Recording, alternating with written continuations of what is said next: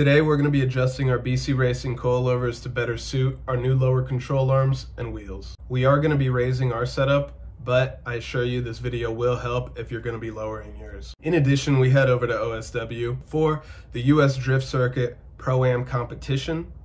Didn't bother getting a media pass because I was awaiting a special delivery to the house that I didn't want to be unattended. Sure enough, only a couple hours into the event, I get a notification saying the package was delivered, so I rushed home. The contents of this package were these authenticated retro Jordan 6 Bordeauxs. I think it's important, show the drip, show the swag. Why? Because we drip and drift, baby. Drip and drift. Like I said before, we are going to be raising the coilovers today, but this will help with lowering them. Take measurements while the car is on the ground and while it's jacked up in the air, before and after you're done making adjustments. In the front, we're going to be raising it 40 millimeters measured on the actual coilover, and in the rear, 30 millimeters to start. But this isn't definite, just the starting off point for us. We might actually lower the rear back down and raise the front up a little more.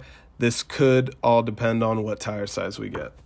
Measurements were taken, the car is up, and the wheel is off. The first thing we do is loosen the lower bracket that holds the brake line in place to the coilovers. We needed two 10mm wrenches for this. Fortunately, the rear setup's a little different, so there's no need to remove any brackets. Next, we're going to loosen the lower lock nut using a pair of coilover wrenches.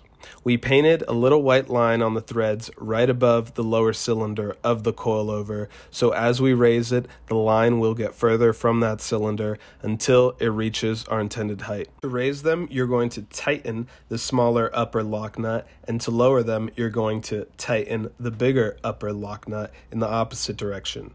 Keep an eye on the lower lock nut and the brake line bracket so it doesn't get snagged on anything. Once you've hit your intended height, make sure the lock nut is tightened back up as well as the brake line bracket. Put the wheel back on, take measurements again, put the car back down on the ground, take measurements one more time, and move on to the next. After adjusting coilovers, you will want to get an alignment.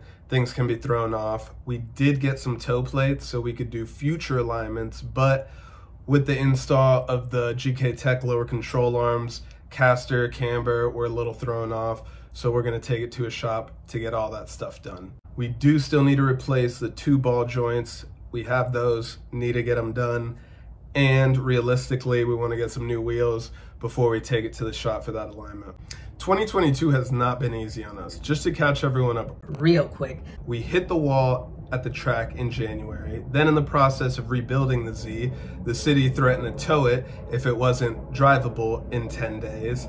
Then 4 days before spring break bash, we snip the finger, which it's healed, it's doing well, thank God, but that was a whole thing. Mix all of that with a full-time job and my last semester at school has made all of this intensely challenging, but I genuinely enjoy cars, drifting, making content.